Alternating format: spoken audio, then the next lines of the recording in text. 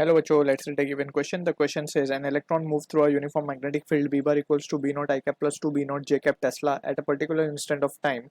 The velocity of electron is U bar equals to 3 I cap plus 5 J cap meter per second. If the magnetic force acting on electron F bar is equals to 5 E K cap Newton, where E is the charge on electron, the value of B naught is dash Tesla.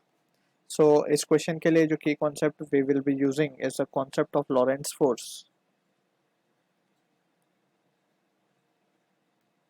Or precisely we will be dealing with magnetic force.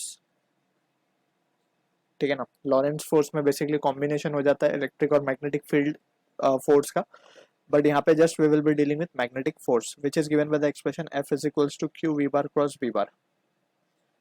Right, इस तरीके से हमारे पास result magnetic force का आता है whenever a charge is moving inside a magnetic field. So इतनी force उसके ऊपर लगती है. अब यहाँ पे जो सिचुएशन गिवन है उसके अकॉर्डिंगली अगर हम देखें तो इलेक्ट्रॉन मूव कर रहा है यूनिफॉर्म मैग्नेटिक फील्ड में. मैग्नेटिक फील्ड की वैल्यू हमें गिवन है, वेलोसिटी की वैल्यू हमें गिवन है और फोर्स भी हमें गिवन है.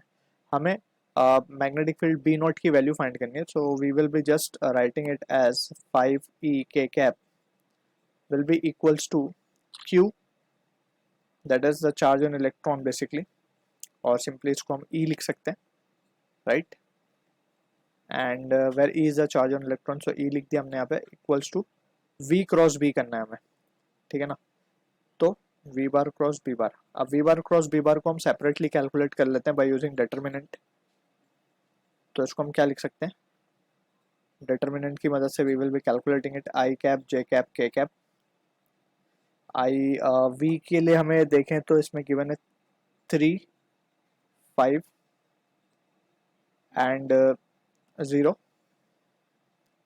ठीक है, एंड यहाँ पे अगर हम देखें तो it will be magnetic field की अगर हम बात करें so it will be B not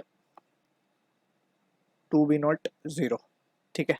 so on simplification we can say this value will be equals to I cap and ये हो जाएगा हमारे पास 0 माइनस J कैप, ये वैल्यू आएगी हमारे पास अगेन 0 प्लस K कैप, ये वैल्यू आ जाएगी हमारे पास 6 B naught minus of 5 B naught, and finally we can say this value comes out to be B naught into K cap. So V bar cross B bar की value हमें मिल चुकी है. Now we can say further, अब यहाँ पे value substitute कर देंगे. So we can say therefore 5 E से ही तो यहाँ से हम कैंसिल कर सकते हैं, 5 K cap will be equal to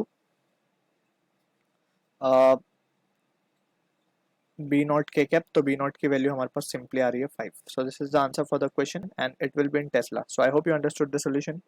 all the best.